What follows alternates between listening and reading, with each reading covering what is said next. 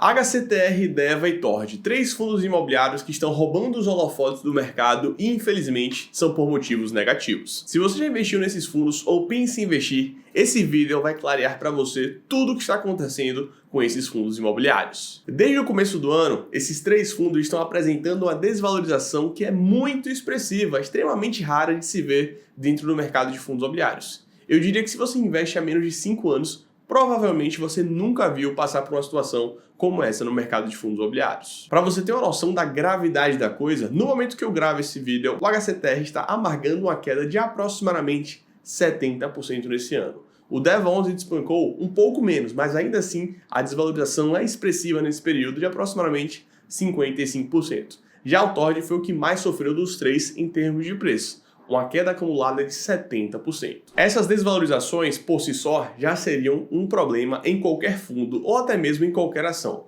mas ainda assim tem um agravante. Os três fundos estão entre os mais populares do mercado de fundos imobiliários do segmento de papel. O HCTR tem hoje pouco mais de 200 mil cotistas. Isso significa que milhares de investidores no Brasil afora tiveram perdas substanciais por terem cotas desses fundos. São pessoas que estavam em uma busca de uma renda passiva através dos rendimentos, mas que foram surpreendidas com a desvalorização que ninguém imaginaria. É por conta disso que nesse vídeo a gente precisa esclarecer o que de fato está acontecendo no mercado de fundo de papel, o que de fato está acontecendo com esses três fundos imobiliários. Mas eu quero fazer um pacto com você antes da gente começar. Bom, eu me chamo Matheus Lima, eu sou especialista de fundos imobiliários aqui no TwoFis e eu te prometo que esse vídeo não vai trazer o mesmo sensacionalismo que muitos estão espalhando pela aí no YouTube. O meu compromisso aqui é com a verdade, com os fatos e com os dados. Se você quer entender de verdade o porquê esses fundos estão despencando e conhecer as perspectivas futuras, já deixa aqui o seu like nesse vídeo e não deixe de se inscrever no canal aqui junto com a gente. Vamos começar fazendo uma breve separação entre o HCTR em relação ao Deva e Tord. Porque por mais que a história dos três se cruze em breve nesse vídeo,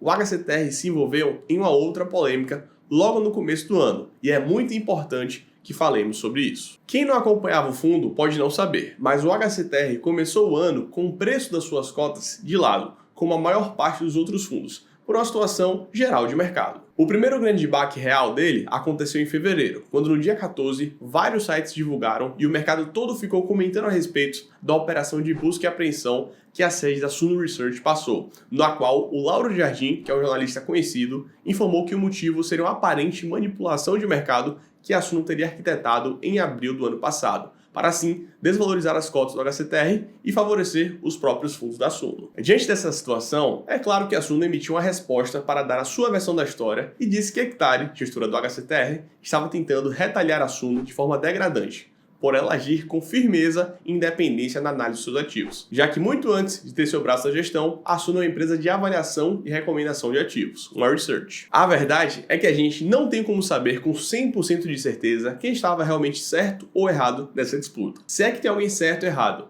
mas a impressão é que desde aquele dia, muitos cotistas passaram a criar uma certa desconfiança em relação ao fundo, justamente por não terem gostado da maneira que a Hectare agiu nesse caso. Mas lembra que eu te disse que a história dos três fundos iria se cruzar em algum momento desse vídeo? Então, não demorou muito para que o HCTR se envolvesse em outro problema, só que dessa vez numa situação de que outros fundos também fizeram parte, como o Deva e o Tord. Logo no comecinho de março, ou seja, no mês seguinte da polêmica envolvendo a Suno, os investidores ficaram sabendo que o CRI do circuito de compras ou da operação da Feirinha da Madrugada, como é conhecido, que financiou a construção de um shopping popular com esse mesmo nome no estado de São Paulo, não teria pagado a parcela referente ao mês de fevereiro. Ou seja, o velho e não tão bom calote, para falar de forma clara. E até aí, tudo bem, porque calotes acontecem no mercado de fundos de papel. Os fundos de papel estão investindo em dívidas imobiliárias. Eventualmente, um calote ou outro pode acontecer e vai acontecer, é normal. Mas a grande preocupação nesse caso específico do CRI do circuito de compras é que essa é uma operação que está ligada a um número considerável de fundos imobiliários, que vai dos três que nós estamos comentando até outros, como o VSLH, XBXO e o BC CRI 11. Em outras palavras, se a situação de calote em relação ao circuito de compras continuasse,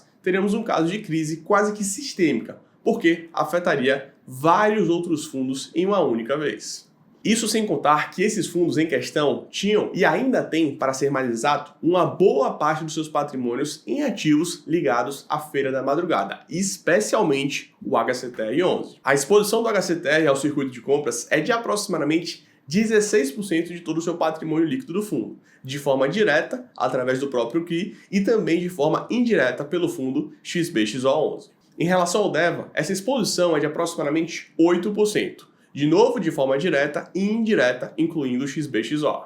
E para o TORD, essa exposição é de aproximadamente 4%, e a maior parte sendo investida em relação ao fundo imobiliário XBXO11. Como se não bastasse todos esses problemas envolvendo o circuito de compras, o mês de março ainda reservou mais uma surpresa desagradável para os cotistas do HCTR, DEVA e TORD. No dia 27 daquele mês, o Grupo Gramado Parques, que atua no segmento de turismo multipropriedades, acionou a justiça e conseguiu o direito de interromper por 60 dias o repasse dos seus recebíveis para a securitizadora Fortesec. E tanto o HCTR, DEVA e TORD possuem algum tipo de exposição ao CRI do Gramado Parques, como também o IRDM, BCCRI e o VSLH. A boa notícia, se é que podemos falar assim, é que esse pedido de recuperação judicial feito pelo Grupo Gramado Parques não durou por muito tempo, e a Justiça liberou a execução de garantias contra o grupo, de forma que os fundos tivessem o direito de tomar os imóveis usados como garantia para a dívida, caso esse movimento seja de interesse dos cotistas. Esse foi um alívio imenso, tanto para os fundos que estão ligados ao grupo do Gramado Parques, como para o mercado como um todo, porque, naquela época, muito se especulou a respeito da segurança jurídica dos CRIs, já que aparentemente o Grupo Gramado Parques tinha conseguido um precedente perigoso para não honrar com seus compromissos, ou seja,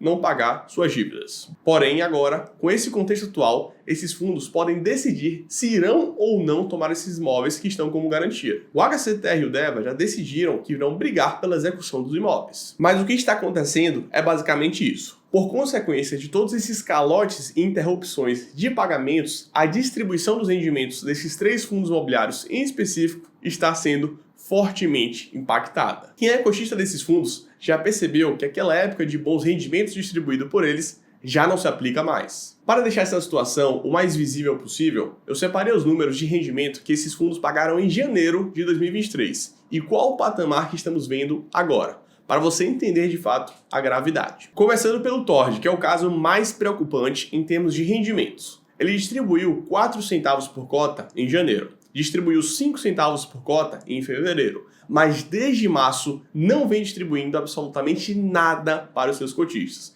Isso porque também possui uma alocação grande em seu portfólio em desenvolvimentos imobiliários. E até então, esses desenvolvimentos eles não performaram, ou seja, não começaram as vendas. O DEVA começou o ano distribuindo R$ 1,05 por cota em janeiro, mas distribuiu apenas R$ 0,49 por cota agora em outubro, uma queda de aproximadamente 50%. E por último, o HCTR começou 2023 distribuindo R$ 1,10 por cota, um pouco acima do DEVA, mas a sua queda foi bem mais significativa, de forma que em outubro ele distribuiu apenas 27 centavos por cota, sendo que em setembro distribuiu apenas 17 centavos por cota. Ou seja, estamos diante de um fundo que deixou de distribuir e de outros dois fundos que estão numa forte tendência de queda nos rendimentos, já que o DEVA pagou nesse mês menos da metade do que pagou em janeiro. E no caso do HCTR, a redução é de aproximadamente 80%, uma variação totalmente fora do padrão quando se trata dos rendimentos de fundos imobiliários, especialmente em fundos imobiliários do segmento de papéis. E isso tudo sem levar em consideração que no ano passado eles estavam pagando bem mais. Se a gente for comparar a distribuição de 2022 com a distribuição de 2023, é aí que as coisas ficam ainda mais alarmantes. Inclusive, essa queda forte de 30% que o HCTR teve agora no mês de setembro tem tudo a ver com seus rendimentos,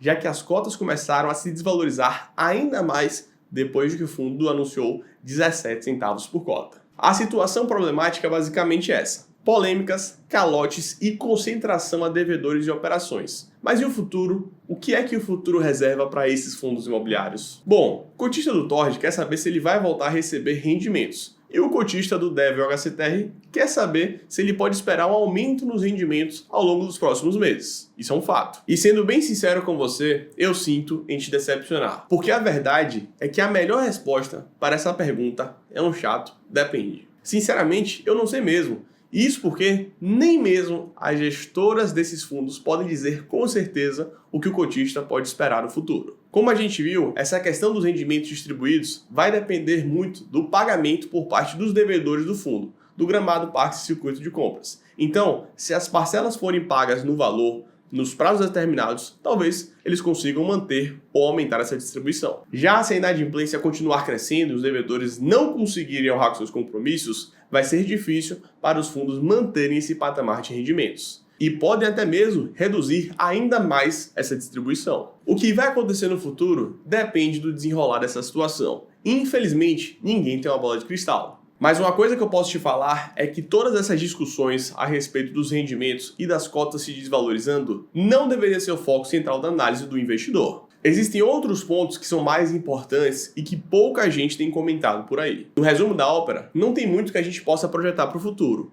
Como investidor, o melhor que pode se fazer é diversificar sempre a sua carteira. Eu te garanto que se você tivesse uma carteira bem diversificada, em mais de um fundo, em mais de um segmento, essa cota dos fundos de papel não seria tão preocupante. Se você está sofrendo muito com essa queda, provavelmente é porque você tinha uma exposição, talvez até mesmo uma concentração nesse segmento e nesses fundos imobiliários específicos. E ainda digo mais, esses tipos de fundos imobiliários não são feitos para os investidores pessoas físicas. São fundos extremamente arriscados que possuem sim um nível de risco muito elevado. Porque investidores de fundos imobiliários que buscam a renda passiva mensal com tranquilidade, segurança e diria que até de forma conservadora, estão buscando fundos como esse. Se você quer receber uma renda com tranquilidade para daqui a 5, 10, 15, 20 anos, busque por fundos mais conservadores. E que fique registrado aqui, esse vídeo não é nenhuma recomendação de compra ou venda nesses 3 tipos de fundos imobiliários. Só você que pode deliberar o que faz sentido para você e para sua carteira no seu momento. Você precisa dessa autonomia na hora de investir e é exatamente isso que nós do FIIs te ensinamos a desenvolver. Eu quero que você aprenda a gerar a sua própria renda passiva, a sua própria carteira de fundos imobiliários